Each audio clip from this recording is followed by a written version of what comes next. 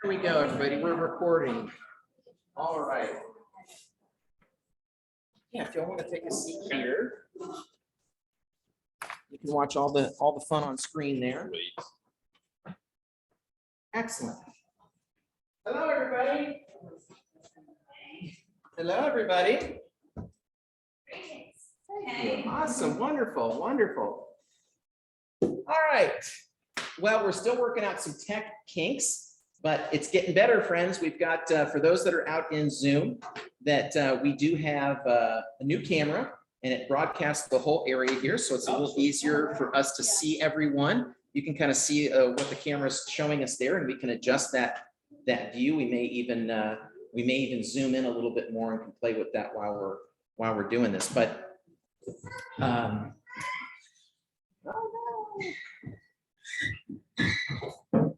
Jeremy, would you mind, or possibly could you send the text reminder just through Textedly, if you wouldn't mind, for those that may forget and just want to jump on. But let's go ahead and get started. I'm glad you're here, and those that are out in Zoom, and I know a lot of people will be watching this recorded. We do get a lot of that as well, you know, that can't attend or experience that live.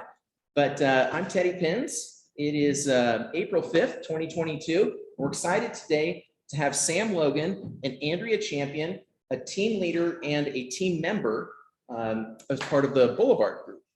Yeah, we've got a new team name on that. And of course, I'm Teddy Pins, and I've ran a team for many, many years, and it's gone through various iterations. So I'll certainly share my experience and hopefully help you through the process of considering starting a team and growing a team and weaning a team and doing all those kind of things. So we'll be out of here in about an hour, and we certainly want you to feel free to ask questions as we go through that process. So sound good? Sounds great. Cool. Well, let's start. I want to start with you, Sam, and just share a little bit about how did you know or decide starting a team was right? I mean, was it a certain level of production or stress? So tell us kind of how the team started, how you decided to do it, and how it evolved. I think like most things in my life, it was one of those things I swore I wouldn't do, and then I ended up doing it. Yeah, I think it came more out of just production and activity, and just seeing just like I had a full-time admin. Actually, at the time, I had 2 full-time admin. And so production level was high, and I was like, man, I'm just kind of running at a pace that I'm kind of maxed out. And had clients wanting us to do more open houses, had buyers wanting to look at more property. And so I just approached an agent in the office I was in at the time and just said, hey, I know I basically asked her if she knew anybody. I was like, I'm looking to bring someone on to just kind of help handle some buyers, do some open houses. And she was like, I wouldn't mind doing it. And I was like, great, I've already got back office. I've got everything. You're hired. Else. Yeah, I was like, they will handle. I was like, they'll take over your stuff. So it was one of those, like I swore I'd never do it because I didn't see it done very well. And I saw, so it was hard for me. I was like, man, I don't really have a model to run it off of. I'm going to try to do it a little bit different. Yeah. In the sense of help me, but in the same time, I was like, I want to help her grow her business. Mm-hmm. So, use contract to close person. I've got a marketing person run with those. And then it kind of just grew from there. I had her. I was like, well, it's kind of working a little bit with her. We got capacity for more. Yep. And so talked to some other people, and people were thinking about getting into business and past clients. So it just kind of grew from there. I guess that was about 10 years ago. So 10 years. Yeah. And tell me about your team makeup now. You're obviously the team leader. And yeah, you've got a hybrid thing going on now too. Yeah, so I partnered with Clay Tate, who had his own team.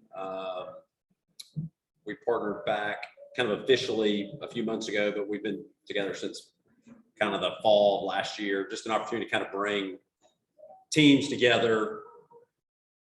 We were doing some overlapping things just financially, but also just kind of different skill sets and different strengths. And so the ability to kind of grow, we feel like we were stronger together than we were apart. Yeah, kind of thing. Yeah. But the coach I work with, he calls our setup a team ridge. So it's kind of this team brokerage underneath a brokerage. Okay. In the sense of, I think a more traditional team is built around one agent. Yep. And an agent's kind of the way I started. Like, I got too many leads, too much activity.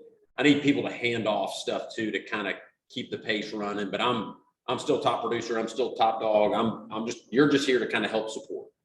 Ours has really changed more into a team ridge in the sense of they're kind of running their own business. I'm here to help them grow their own business underneath our umbrella. Yep. And so, yes, we have leads that come out. We have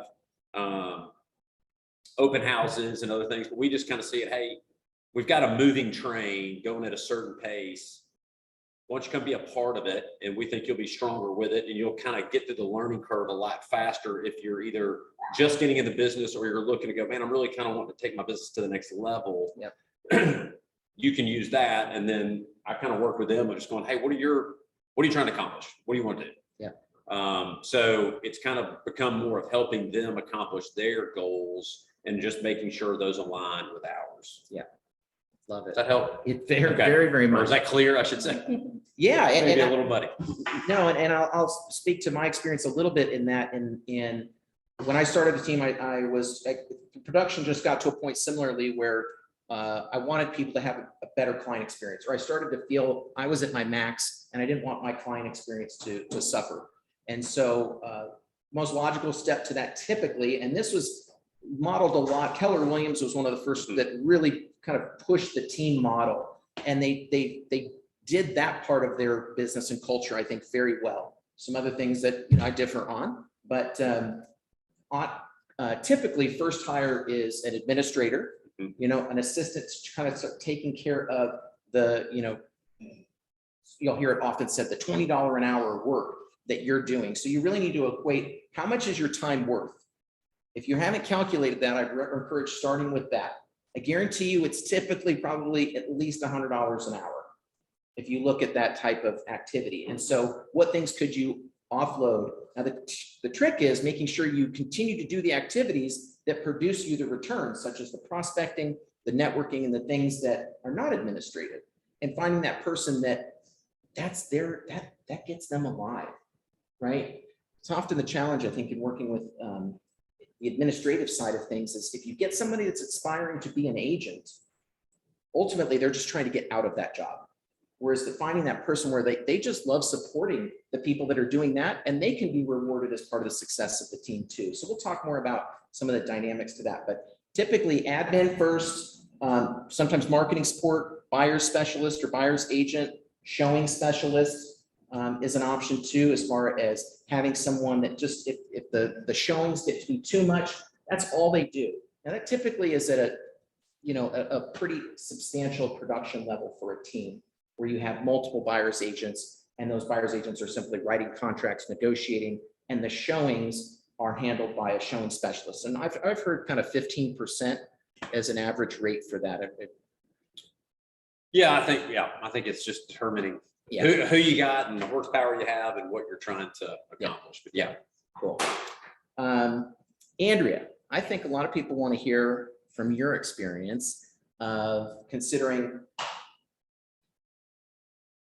Tell us how did you know or come about thinking, I want to join a team?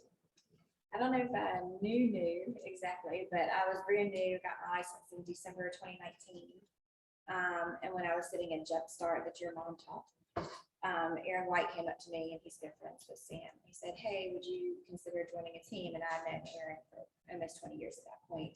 And he knew that I'd been in kind of a corporate nonprofit setting with a traditional office 9-to-5 job. And he thought that I might be a good match for a team setting, because it's more like a traditional workplace. Okay. In terms of, it's not exactly, but at least you have the accountability and you have a structure and you have like meetings to go to and things like that. So, and he thought that maybe that would be a good fit. So. But you knew that about yourself, that those were things, or I'm hearing, is it true that you knew that about yourself, that those were things that were beneficial to your success? Yes, I knew that was one thing that was pretty scary about getting my license, was like, I'd heard that it could be pretty lonely and that there was no accountability. Yeah. And I did want camaraderie, and I wanted some sort of structure and accountability to somebody. Yeah. So I knew that I wanted that, but I did consider just going on my own. how long into your, did you go right onto the team? Basically, I got my license in December and started with Sam in January, so. Awesome. And could you share what you did production-wise your first year approximately? Like around 4. It's amazing. Yeah, That far exceeds the averages for Right. first year. yeah, And in my experience, that is one of the, for when aligned with the right team, that's one of the greatest benefits of it, is that it fast tracks you. When I got in this business, my mother was Bobby, and my sister, who used to be the COO, they had a small little team, and I went to work for them. And I mean, I left a 6-figure job in St. Louis to come home and be near family, and realized I didn't want to work in that industry down here, and started doing the $20 an hour work, except I think I made 10 or 12. And I ran the showing center, and I did all the marketing, and I took the calls, and I did all the things. And it really was an immersion into the detail and admin work and the foundation of the client experience, that then I grew into that. But I always believe that there's not much new. It's been done. And so the faster that you can learn best practices and model and be coached in that way, it's worth every penny possible.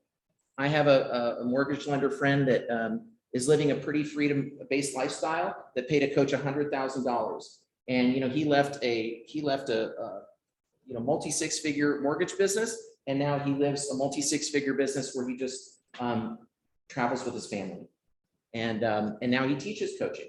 So I paid him $10,000 last year to teach me what he paid somebody $100,000 to get into commercial investing and syndication. Because ultimately I want that freedom for my life, right? Like I'm not worrying about tenants and toilets, because I have residential rentals, right? Where you want longer term leases. So just try to not get caught up in the money. And so the money, and I don't want to get too much into that because there's privacy and respectability to that, but often you'll hear people talk about typically 50-50 splits. Okay. But 50% of something is a lot more than everything of nothing, 100% of nothing. I hear people say that. So I would just encourage you to be wise and mindful about it, but don't get caught too much in the split piece, because the fast track is worth almost all of it. The days of apprenticeship where you work for free sometimes, right? What were those in college? You get an internship, right? And everybody wanted the paid internship, Right. but like the best ones were probably the ones that weren't paid, because it paid the rest of your life rather than for just that short period of time. So, But I think that applies for running businesses, right? So ultimately that's what we should be doing. So I'm running a business. And so that same decision comes down to, do I hire somebody? Do I do a team? What do I need to?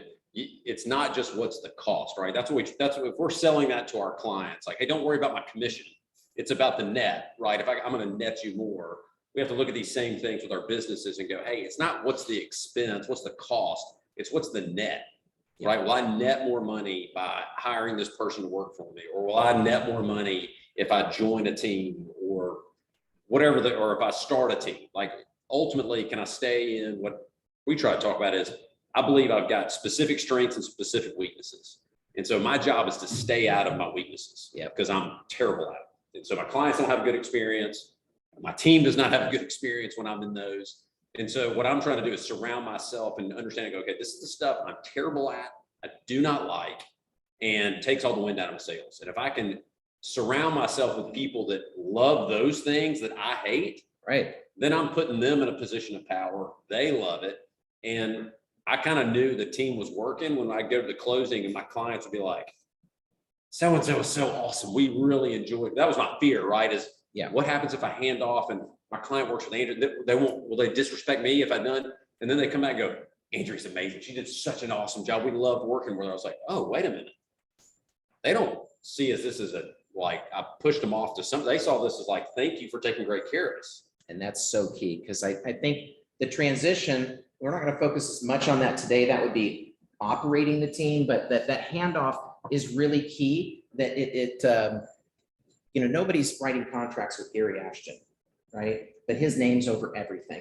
Now, I didn't name my team name, my name, and I know you're under Boulevard now, but consider that as far as what is the team supporting your brand and you as an agent versus promoting them. And we'll talk more about some questions to ask when getting into the team. But Andrea, what advice would you give someone as far as that's considering a team? Any things that they should, questions they should ask, or things to evaluate within themselves about being on a team? Yeah, I think evaluating like your work style. If you are somebody who can work on their own and you can put all the deadlines on yourself and you meet them, you probably don't need to join a team. Mhm. But that isn't how I'm set up. Yeah. And so think about that, and then you can think about, do you need somebody coaching you? Because that's what Sam is just really amazing at. He's an excellent coach. I'm sure he is on the playing fields as well, but with real estate agents, he's just incredible, and he has like 20 years experience, and he has been in all of the trenches, and he knows, and he just loves and thrives off the coaching people. So even if you don't want to join a team and get a coach out of it, you can hire your own coach too, and still be an individual agent. But the other aspect is, do you want to be with people? And I like how we have weekly meetings, and so we all get together and see each other, and we can all bounce ideas off each other and be like, oh, this is what I'm experiencing. Are you experiencing the same? And we try to troubleshoot. And those are the things that we learn. Awesome. What other areas of support does the team provide to you in addition to accountability? So we have a transaction coordinator, which Great. is super helpful. And then we have an admin, and she also does marketing. Oh, So the marketing as admin doesn't do transaction coordination. She does Awesome. different admin ideas. Perfect. Cool. Excellent. Sam, what do you think biggest mistakes in people joining a team? I think they join more teams out of fear, Yep. and they're looking for free money, Yep. right? So they go in going, Leads. I'm scared to death. I want Please tell leads. me you're going to give me all this, like make this easy for me. Yes. And so again, I kind of want to go like, there are teams set up that way. Yeah. Don't get me wrong. There are multiple different teams. You got to kind of decide like who you are, what you want.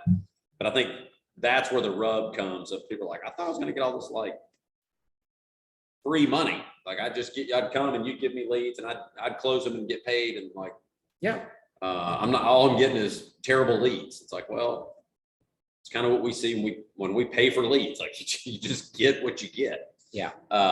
So that's where, for these guys or the people on my team, I'm going, I don't want you to be dependent on me. Yes. So yes, there will be opportunities where we can hand off clients that I want to teach you to fish, right? That's If you can build and learn from your own database and kind of have, if you use some of the ninja language, just get into your flow. Yep. And that's how I want to help you build your business, is through your flow, because it's easier, it's more fun.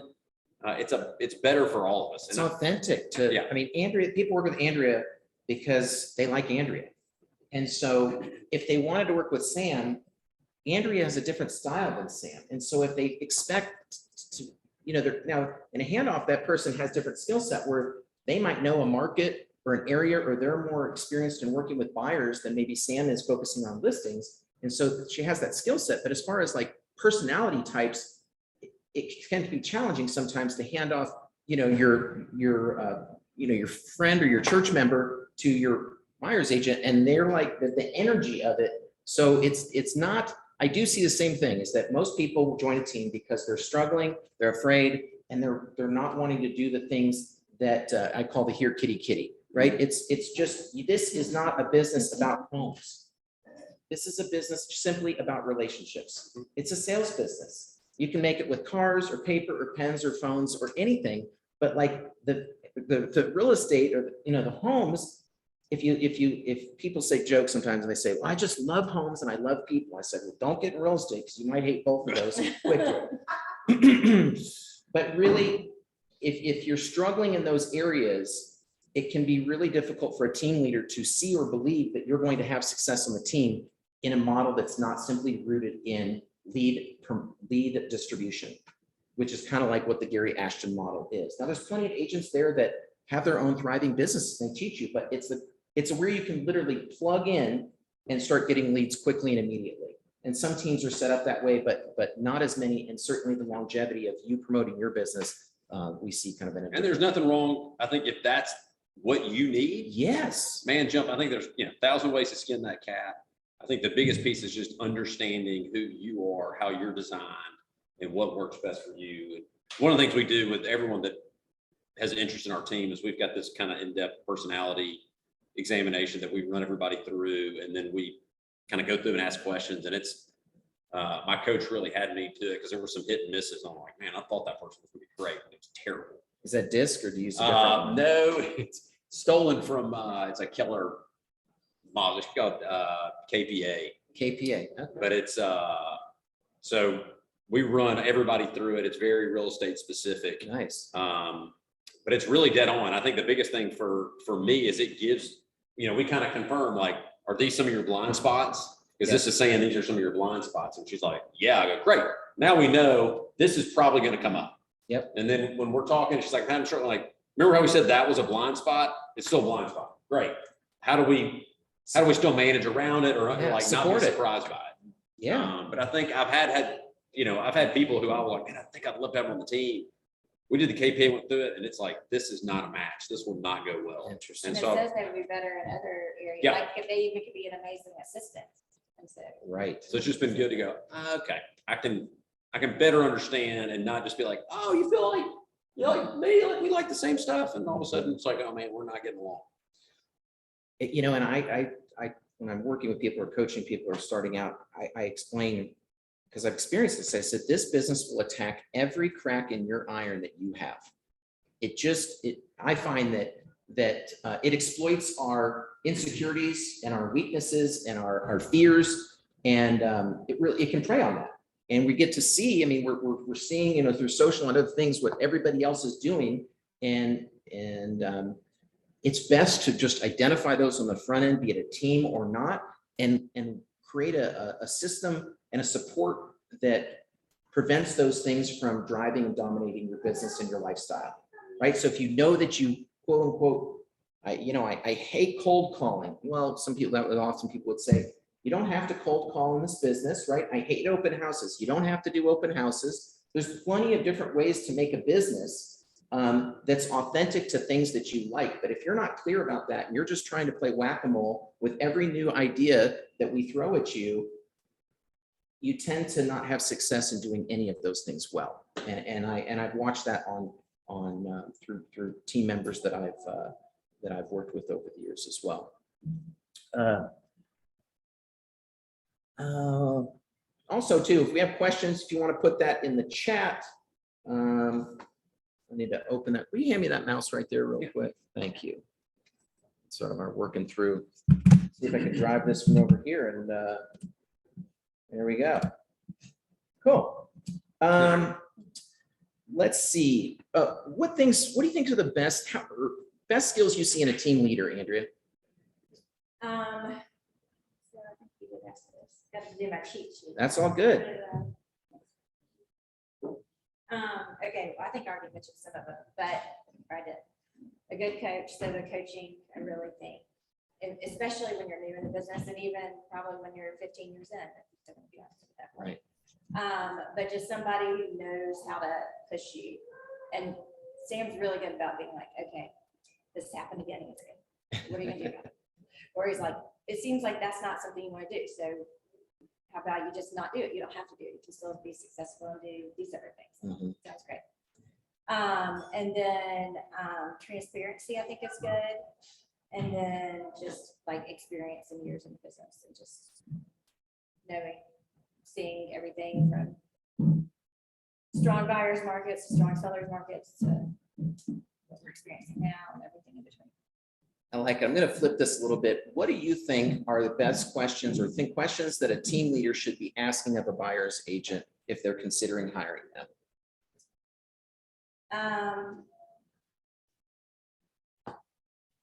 I guess, how often will we be getting together? If they're only going to do, I'm trying to look at the questions asked him, but like if there was only going to be, if I was only going to be a buyer's agent or a seller's agent, or if I could represent both. Yep. Because I do think teams are set up that way. Ours is set up, we represent whoever we can. Great. Doesn't matter. Then the splits obviously is an important question. It is, yeah.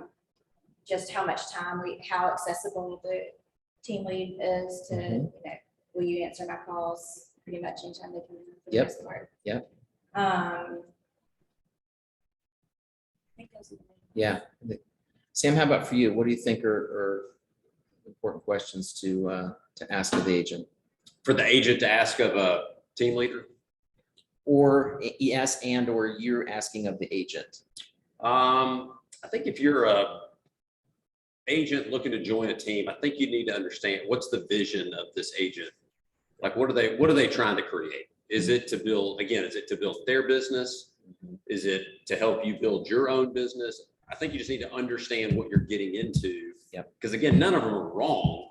But if your expectation is like, I felt like you're here to build me, but they're like, no, you're here to support what I'm doing, then there'll be a rub. Right. I mean, ultimately, I think the style that I have is I've heard it said before, like, you know the rules of the game, I'm going to teach you how to win the game. Right. So my goal is to teach them how to win the game. What that ultimately leads to is that they're like, I got it. Like, I don't need to be here anymore. And so that's okay. I mean, I think that's part of, like, as an agent, I had to learn, like, oh, wait, I got agents leaving my team. But at the end of the day, I'm like, but I'm teaching them the skills to leave. Yes. That's okay. Yes. Like, that's the part I enjoyed. And what I realized is I can't make a living, a very good living, if I'm just living off their production. Correct. It's just kind of like, hey, I've already got some expenses and it'll be more if I have a team, but ultimately I'm netting just a little bit off my team. Most of my production comes from me, but it's a lot of fun to me to be a part of a team and help coach them. So I think for an agent to really understand what is the vision of the person who's doing it. And then I think if you're someone thinking about joining a team, I think the questions you need to be asking are why? Because I think I've had people ask me, like, hey, I want to talk to you about joining a team. And I'm like, what's your appeal to the team? And it's like, I don't know. It's like, well, I think it's just been defined at some level of success. Like, oh, I've just heard if you have a team, like then you're doing really well. It's like, well, that's someone else's version of success. Is that your version of success? Do you want to work with people? Do you want to, or what are you trying to get? So I think as we ask as agents who are joining, it's the same question of, like, what are you hoping to get out of this? Yeah. What's your vision? What does success look like for you? If we're 2 years down the road, how would you gauge that our relationship has been successful? Because if I can understand it, then I can go, man, we're a perfect fit, or you will not enjoy being a part of my team. Right. I like you, but you'll get here and be very unhappy with the way we do things. Right. So I think just being real transparent and making sure you understand what you're getting into on both sides. Yes. And I think planning as you said, understanding or knowing what is the exit plan as well. You know, this isn't, it's not a marriage in its traditional sense, but a prenup in this is an important thing. So having things in writing, very, very important. Mhm. Has to look at those things. If people don't have job descriptions in writing and understanding of all the inner workings of the team. You know, I've heard it said, and I really believe it is, slow to hire, fast to fire. Because sometimes we can get too eager and excited about the energy or the cohesiveness and just think, let's do this. And it's like, if you don't have a strict structure to it, similar like we need in your business, it quickly, again, expectations can be easily missed. And so that's what it really comes down to, is just really, I think, a lot in defining what it is, why you're starting a team, what you hope to accomplish by this, and do some work on that and talk to me and Sam and brokers and other team leaders about what is it you accomplish by having a team. I guess I'll ask that too of you, Sam. What do you feel that the greatest reward or leverage of having a team is? Again, for me, I get a kick out of helping them grow their business. That to me is a lot of fun. The coaching side of it's something I enjoy. The flip side of it is I've seen the real benefits to my clients. When I've got support and I've got people and I've got, for me, it's just harder for me to work with buyers today than it was. So when I know I've got a buyer work with Andrea, I know, like, man, she's going to be in touch with them. She's going to be sending them stuff. They're in such better hands with her than they are with me. Yeah. And so even though I got to give up a split, it's worth the split because I stay doing the stuff I really am good at and enjoy. My clients get better service and it helps give her something in return. Like that's a win across the board. For sure, Um, for sure. How about you, Andrea? How do you feel that the team has benefited your business and you've leveraged that? Same thing with the leads that come in that I do get passed off, which is definitely not, I don't want anybody to get the impression that teams, there are some teams out there, but I feel like most at Village are not just like handing you leads Yeah. left and right. But that is really helpful. And then just, I've said a million times before, but the accountability and just like, here we are, here's your numbers. We do like a 30, 60, 90 plan where we look into the future, see how many closings you want or how many out of contract at this point. And plan out the year every time. And that really helps just to keep you progressing. Awesome. How many people, or I guess, how many team members do you have that are selling? So we've got 4 and then Clay and myself. Okay. So Great, 6 total. great. Um, Awesome. 2 full-time admin and then a part-time admin. Excellent. Good. Any questions from the field here? Got more what we're gonna continue with, but yeah, please. How long were each of you in the business before doing?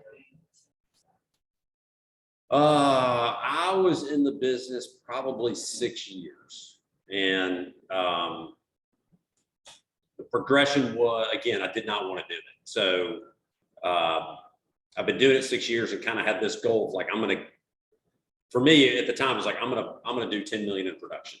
In 3 years in a row, I was in like the mid 9s, and I was just furious. I was like, I'm working my butt off, and my coach was like, dude, if you don't hire someone to work for you, that's your problem, is you're doing everything. That's right. And so I was about to split someone with another agent, and I don't know, I just had this like, don't split her, just pay her. So I was like, hey, you're going to work for me.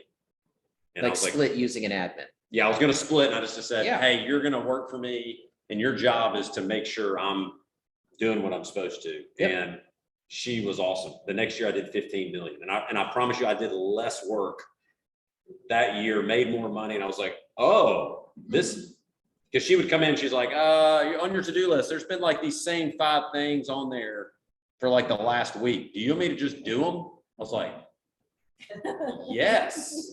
Would you? Yes.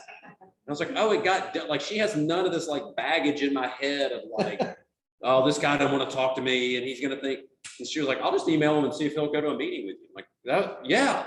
And all of a sudden I was like, oh gosh, all the stuff I hate, I'm just going to push to her and see what happens. It's like, oh, it's getting done. It's getting done better. My clients are thanking me. Oh my, I was like, this is unbelievable. And all of a sudden I was like, man, I'm having more fun. I'm making more money. So it started that way. Your And then- clients are happier. They see you as a true like professional practitioner rather than, that your doctor is also calling you and setting your appointment or reminding you about your appointment or. Yeah, very much a doctor nurse Yes. setup, but I'm a slow learner. So my coach had told me for 3 years, like hire somebody. I was like, I'm gonna work harder. I'll show him. I don't have to do that. I'm not spending that money. And I see that as a lot of the barrier reason. Afraid, the same thing with the team leader, of why they don't hire somebody sooner. Money, typically. They're afraid to finding the right person and unsure of really where to start. And so if somebody, could you give us some advice or for those that are looking to start to hire their first admin, could you give some suggestions as to how you would approach that? again, I think you've got to understand what you need. Yep. And it can be as easy as just contract to close stuff, but I think it goes, I think that's a great start. And there's those, there's people you can hire one-off. The problem is I don't think they take as much off your plate as you should be better at getting off your plate. That's right. I mean, when stuff hits my brain, I'm calling Rebecca, I'm like, Rebecca, put this on the calendar. Rebecca, email this person. So it just like, I realize like I'm the cog in the wheel. So if I've encouraged people, I'm like, listen, it costs money, but let's break it down. Let's be honest. You think in your head, you're thinking like an annual salary, right? So let's just say it's 50 grand, $50,000 to bring someone, I can't write a check for $50,000. Like, well, you don't have to, you pay them monthly. So can you afford that much a month? $4,000 a month? Maybe. All right, well, when could you? Well, if I had this much saved, okay, well, let's get there and then find someone, hire them. And if it doesn't work out, you just, hey, it's not working out. I'm sorry. We gotta, like, it's not that big a deal. It just, I get it. Like I fought it for 3 years thinking the same stuff. Oh, I couldn't pay for my kids this. I couldn't do, that's a car payment. That's a house payment. And then all of a sudden you're like, if it's not making you money, then it's probably me not doing a great job of delegating well. Like, I have to show that, like, this is what I want. And I told my first admin, I was like, I honestly I am not a micromanager. I could care less how you do it. If it takes you 10 minutes to get it done, great. If it takes you 10 hours, I'm sorry. This is the result I need. Yep. So however that result needs to get here, you just do it. Yep. And so hopefully for them, it's finding people who are like, oh, I can do that. And not like, I need you to tell me, because I've had those too, where it's like, okay, like, I told you to do step 1. My thought was you would do 2 and 3 once you finish. Do I need to tell you every time? And Keep going, and yeah. And looking at trial periods, you don't have to like sign on forever for, I mean, do look at a trial period and see work styles, and because it is important that, like you said, you should start seeing those, the release. The job should become easier as you hire that person, and they can be interpreting and seeing things that, like you say, are on your to-do list, your activities are not getting done, and they start going, I can do that. Like, could I take that over? Could I? Sure. Like, and it should open you up to be doing more of the things that you love, and ultimately has you happy and typically producing more revenue or income. Did I answer your question, Emily? Yes. Shante. Once you are part of the team, say, production, still part of this team, if you individual bring this production in, are you set up or regardless if you bring that production on your own, or I guess I'm saying, is that still become part of the team split, or? Yeah, well, everybody's different. Everybody can run their team the way they do. My team, her own, for anything that she's responsible for on her own, we have a different split than if I give her a lead. Yep. So there still is one. Yeah, I want to motivate her. Again, I don't want her to be addicted to me, and for me to be feeding her every single thing. Like, I want her to go grow her own business. And it's a lot more fun to be like, hey, I love it. Hey, I'm trying to work this deal. Like, that's what I love, is helping on that side. Not so much of like, Andrea, here's a list of 20 people. I want you to call them all today, and I want response like that. And thankfully I never had to do that. I don't like that. So for me, that just didn't work for me. And I knew I would never, and we had a period where the team was like, we want more leads. I was like, all right, we'll buy leads. And I bought leads and nobody would call them. I was like, guys, and they're like, well, we don't want to call them. I'm like, well, I don't want to call them either. So why am I paying this much a month for, like, why don't you just go take people to lunch or dinner? Like, I think you'll make more money if you just go take people to dinner. Yeah, do the ninja way, work your sphere is much better than the cold leads from the internet. Yes, work your sphere, work your sphere, work your sphere. And a big part of that team is the coaching and accountability aspect to that. So it's not just getting together and hanging out or having somebody to call about transaction problems. It's real strict accountability and plan strategies. So I think that's really, really important. How would you recommend people finding a team if they're interested in looking at joining a team? Either. I mean, maybe ask Rachel. I don't know. I don't really know the answer to that question. Yep. I mean, I think like anything, right? Just see if there's teams out there that you are appealing to you. I don't think there's anything wrong with meeting with those.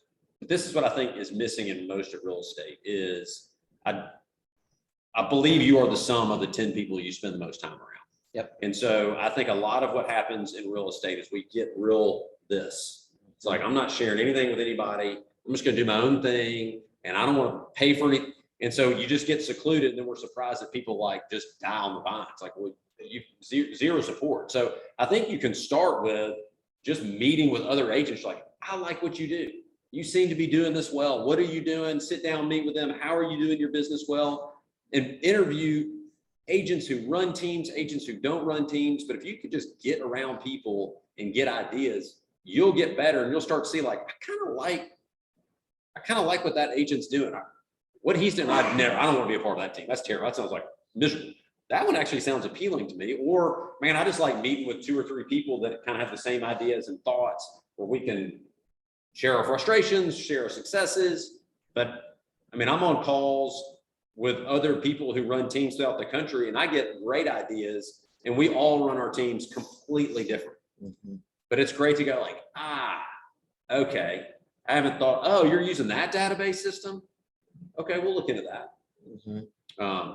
So I think there's value in community and between Village Parks, Pilkerton now, I think there's a ton of agents and there ought to be a whole lot more camaraderie of agents really supporting each other. Because I believe you got to come at all of it with an abundance. There's not, and it feels very different today, Yes. that there's this like finite number of deals. And if I go meet with you, you may steal my deal. I have to believe that this is not the case. That I believe if we get together, that 1 + 1 = 4, right? It's perfect. Yeah, it's really true. And I think that speaks exactly to the team model, that it's multiplication, it's not addition. And there's been a lot of teams that were developed. It was literally just like the 3 y'all got together like, hey, let's just be a team and support each other and we'll hire an admin together. And it's just 3 of us doing our business. Great. Like, again, the team can be whatever version you need it to be to support you. The East Attic team operates, if you're not familiar with them, they operate in some form of that.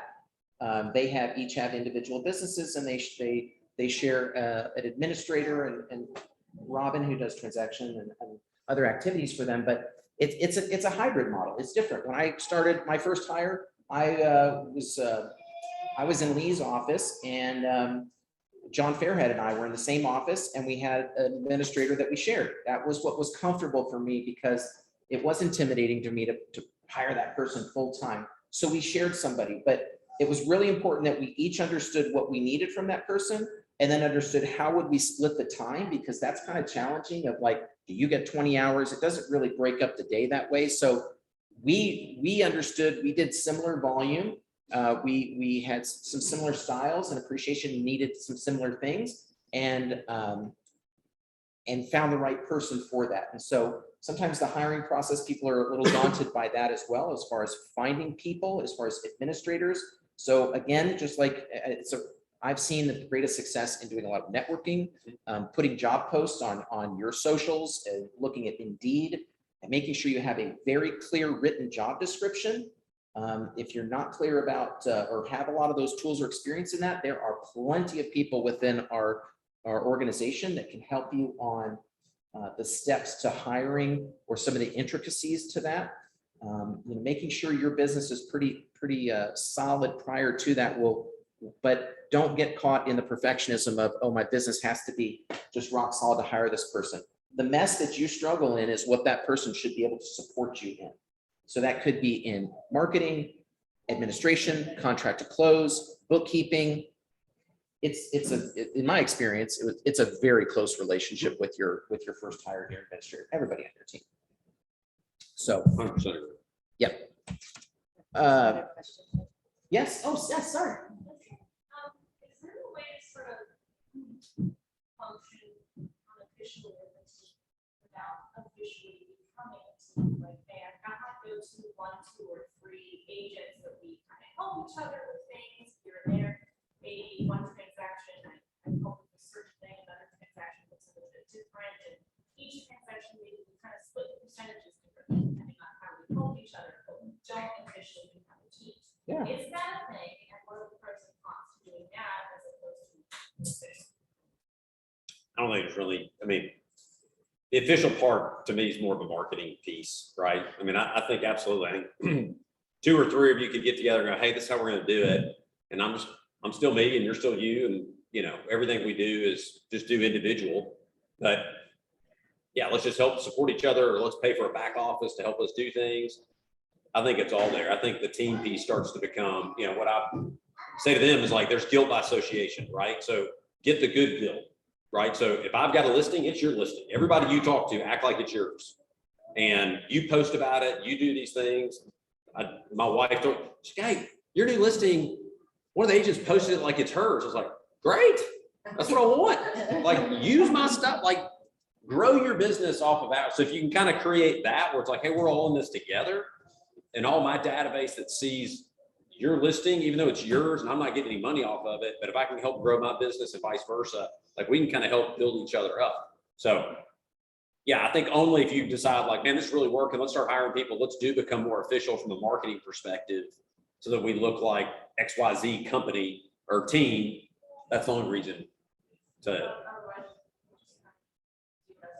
I think more people should do it. I think there should be more camaraderie in our business and not so many just individual agents, just, secluded, just, hey, pull together, work together, hire people together. It's a lot more fun. And I think you can learn a ton. And like, oh, you're great in East Nashville. Well, I'm terrible in East Nashville. You handle my East Nashville client and I'll handle Brentwood. And you hand me your Brentwood client. I'll take care of them. We can all work together and create some sort of splits. I think there's 100 ways to do it.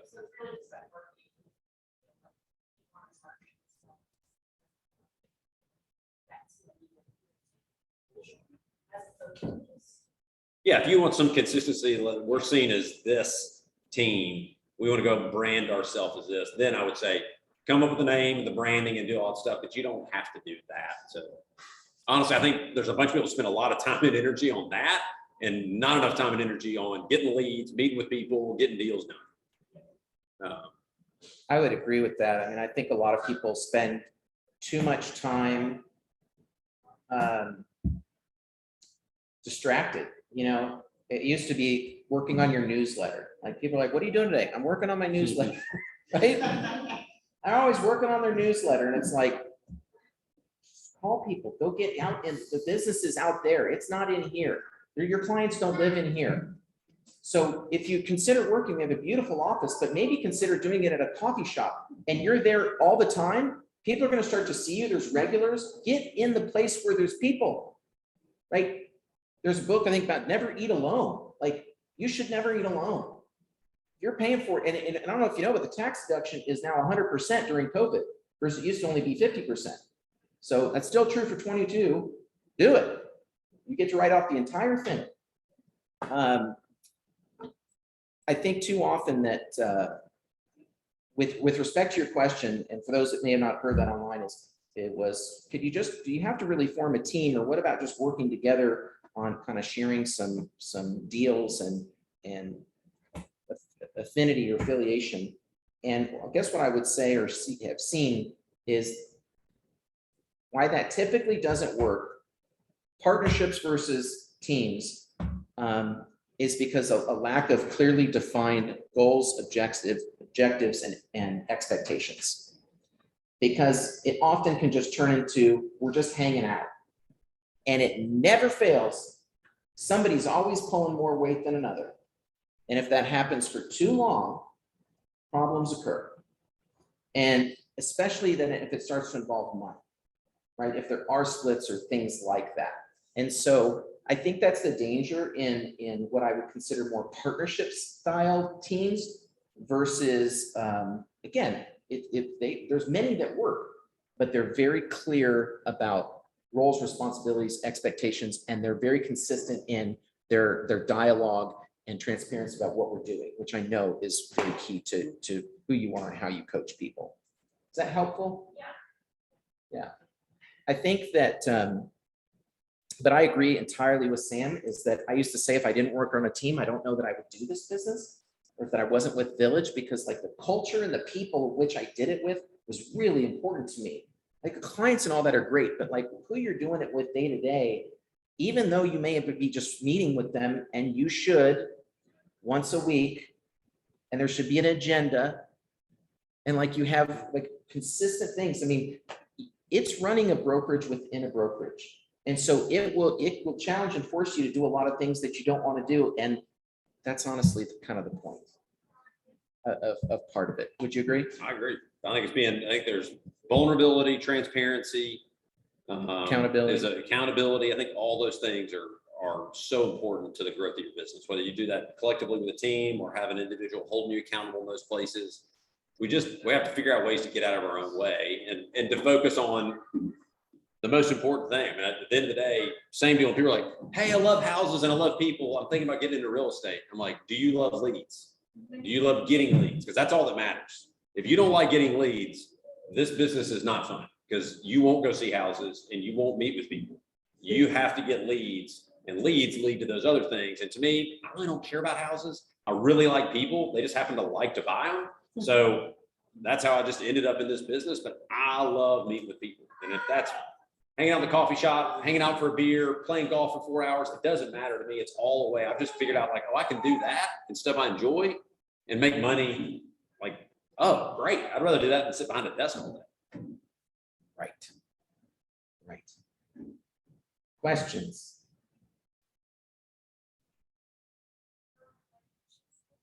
Yep. How do you decide, like, if you're a team leader, and you've got those-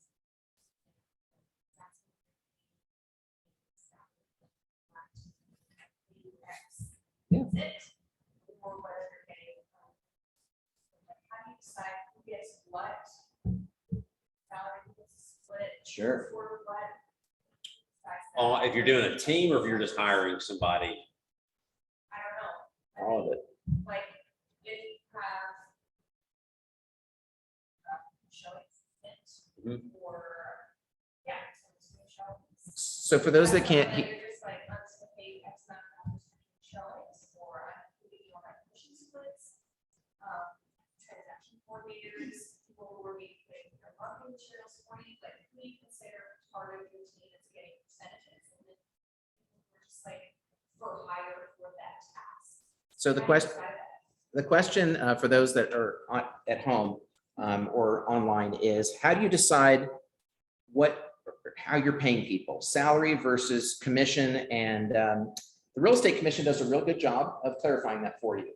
So of what people are, if you can be a contract employee or if you are contract labor, what activities obviously an assistant can do. So you'd want to meet with a CPA to decide as far as what things you'd have to potentially be an employee versus a contract employee, and then what things you can pay tied to transactions. But I can tell you typically on an employee basis, I'll just share, and please jump in here, or I'll let you share as well, is administrators, I started with paying somebody hourly, and then we moved to salary plus bonuses. I can't recall, because I think it has changed, that you can't, whether you can bonus them per transaction. But that's a model as well, that based on the production, that administrator who's doing contract to close, that they're given a little bonus per closing. That's how we used to do it. How about you? yeah, same, started hourly, moved to salary with bonuses. I think it has a lot to do, you have to understand people, right? There's certain people that were like, just pay me a promised amount and I'll work my butt off for you and we don't have to talk about it ever again. And there's others like, I kind of want a piece of the pie. And I'm more motivated if you give me a carrot dangling out there. I'll work harder if you go. So you kind of got to understand what you have, because there are people, if it's all like, oh, you get a split, and they're like, well, I could make nothing. So I'm scared to death. I don't know if this will ever work. Yep. And then others who are like, man, you got to give me more than what's going on. So I think you got to feel out who you're hiring and what those positions are and what typically that person, how they're wired. But a lot of that's just asking them, how do you like to be paid? And so it's 100% my fault. Yeah. And so I've learned over time, like there's certain things I kind of want to pay for, and then I'll bonus for other things. But I've found that like people want to be bonus for things they feel like they have control over.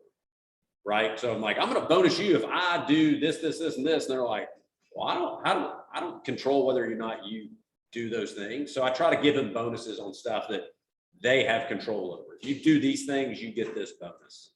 Yeah, profit sharing type of thing can be just a little bit, or if you're seeing like, well, he could have got more business and then we missed our goal because he or she didn't do such.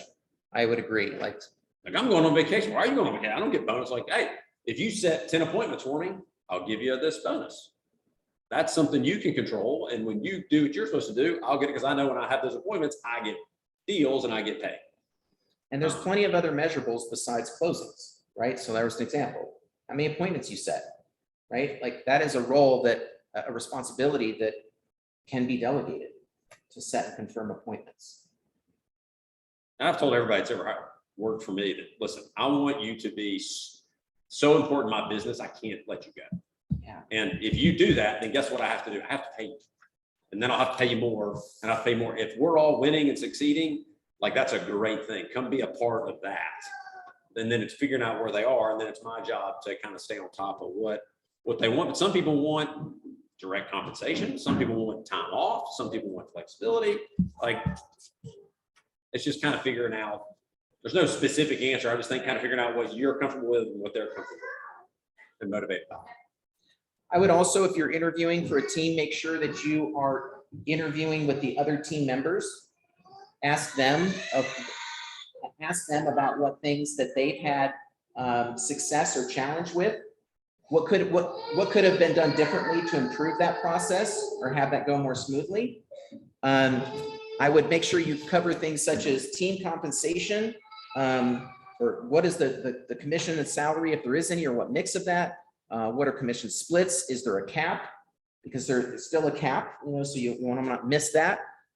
Desk fees, tech fees, franchise fees, marketing budgets, who handles marketing, who pays for signs, lock boxes, brokerage fees, MLS fees, insurance fees, CRM, social media marketing, Facebook ads, all those things are things to cover in a front end. Just don't leave that. And in the Google Drive, I have put all the questions that we've covered and some additional points of consideration for teams in a team folder in education under classes for you to access.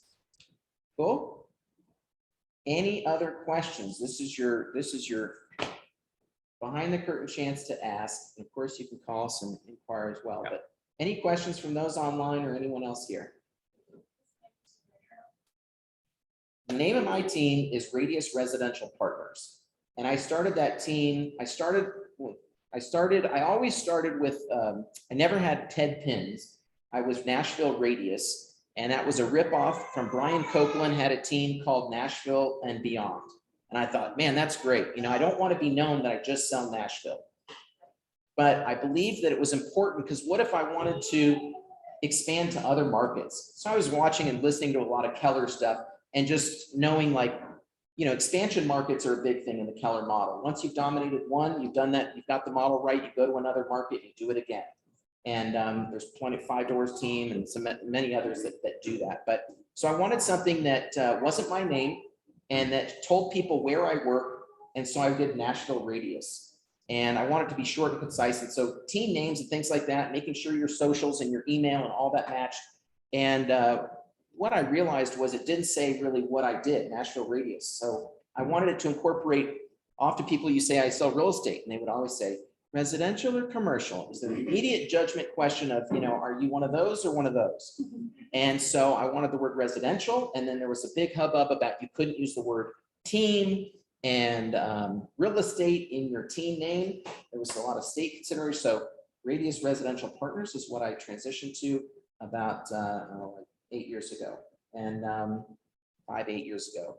That's when I changed my name from Ted Pins to Teddy, because I got tired of people not understanding Ted Pins on the phone. So even though I felt like I was 12 years old, that's how much I'm committed to the efficiency and effectiveness of my communication. I like it. I don't care what you call me, just call me. So I changed my name. You spend the first 8 years of your life trying not to be Teddy Pins.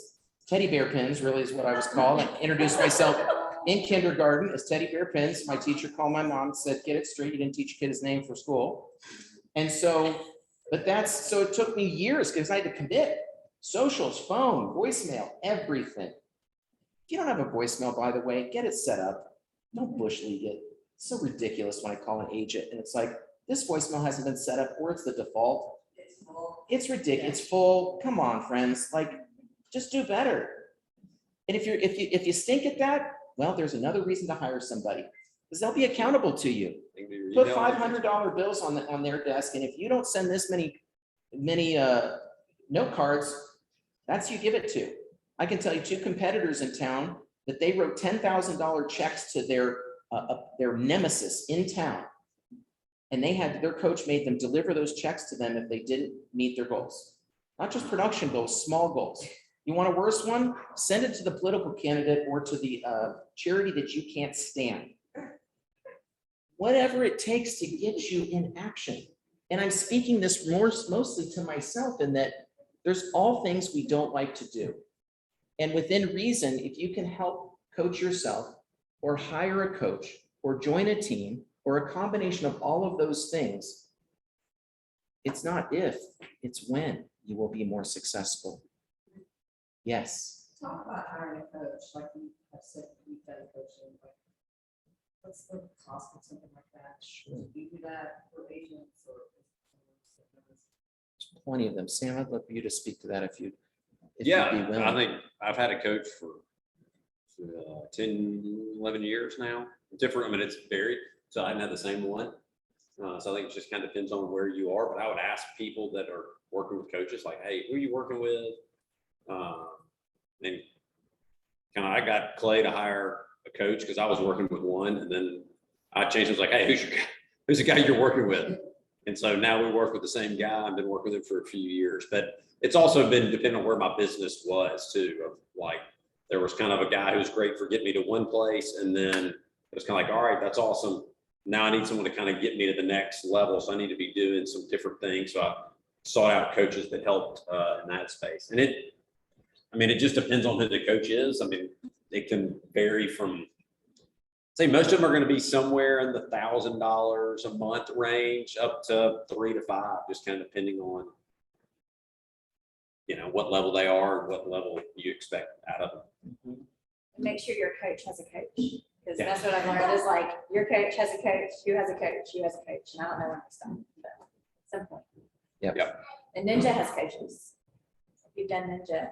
Yep. They have great coaches. Yep. And your mom's a coach, right? Bobby, yeah, my mom is a coach. We started a coaching company, and that it's, yes. So I've had coaches in the past, and I've done coaching. I do coaching, and I think it's very important to the business. And for some people, again, the barriers you still have to get over is the money and the resistance to doing the things that you don't want to do. And similar in starting a team, is everything I think is about just being clear about what it is, why you need or want that. And they'll help fill in the blind spots. There's nobody that's like playing better ball, right, than LeBron, but he has a coach. He has an individual coach beyond. They have multiple individual coaches, right? Tiger Woods has a swinging coach. People have hitting coaches, and they can't do the job better than the person that's doing it. But for some reason, they have coaches, and it helps them be more effective. I don't really just want to say successful, but it's the same thing. You got to define what that is for you. Is it just more money? Is it more closings? Is it more freedom? Is it more lifestyle? It's a combination typically of all those things. And that's why I think it's really important, if you haven't in a while, watch the video by Simon Sinek called Finding Your Why, and getting really clear about what it is that you really want for you in your life. If you're not clear about that, the rest of it is typically reactionary and temporary. So get really clear about that. And I think that helps kind of work out what things you may need. And then you can kind of go from there. Is that helpful? Yeah, I'm just, obviously, a newer agent can spend what somebody. Of course, of course. But I was curious about. Yeah, and there's so many resources here. I mean, there's more than you could take advantage of just within these walls, right? The education that we provide here, the access to the Ninja tools. I mean, if you just do half of what they share with you in the sales meeting, there's plenty to keep you busy and do, right? Don't try to do all the things. Pick 3 and do those well until you see the results and be accountable to, do I need to shift this?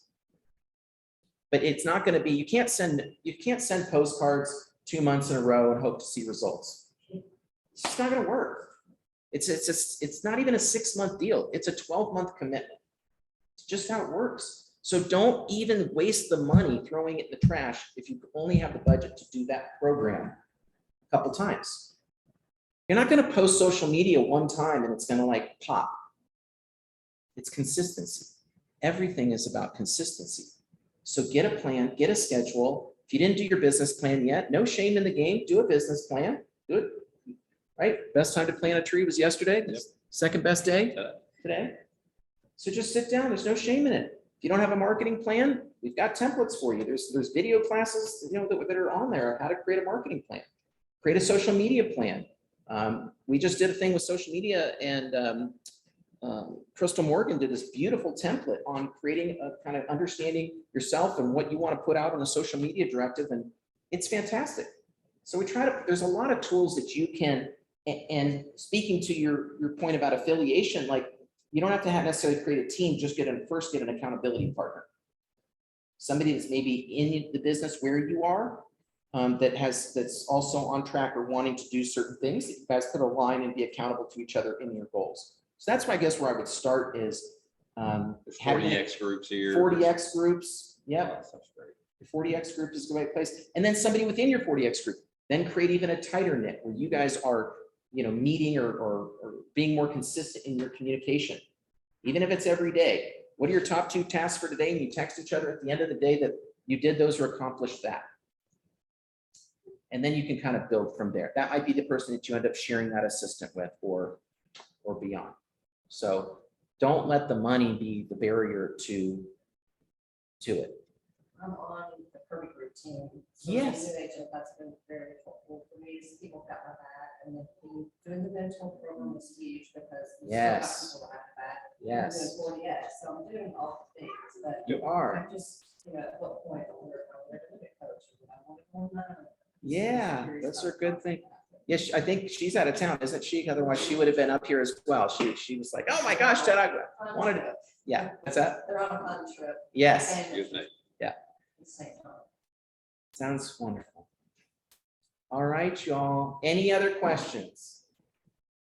I'm so grateful for those of you that are here and watching online, and especially let's give a hand to Andrea and Sam. It takes something to do this stuff, and I really appreciate your time and generosity and in sharing, and just don't let fear stand in the way, and if we can support you or answer any other questions, you know where to find us. All right. Thank you. Okay. Thank you all.